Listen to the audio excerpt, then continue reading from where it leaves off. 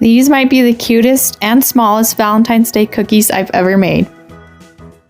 And they're topped with my homemade miniature teeny tiny sprinkles. I'm making these sugar cookies using a no-spread cookie dough, which is perfect for mini baking.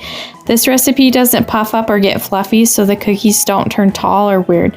They just stay flat and hold their shape. I'll add the recipe I used down in the description below. Then I cut out the dough using a tiny circle cutter. You don't need anything fancy, a small cookie cutter works great. This one is actually meant for polymer clay, but it's perfect for mini cookies. Then I place them on my tiny baking tray. They bake at 350 degrees for just 8 minutes.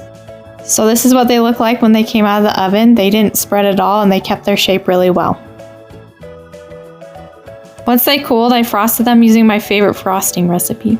I went with a cream cheese frosting and tinted it pink for Valentine's Day. And of course, I finished them off with my homemade tiny sprinkles. I went with white and pink colors. I have a video on my channel if you want to learn how to make those. These are perfect for miniature Valentine's Day desserts. Honestly, I can't get over how cute they turned out. Subscribe to see more tiny baking.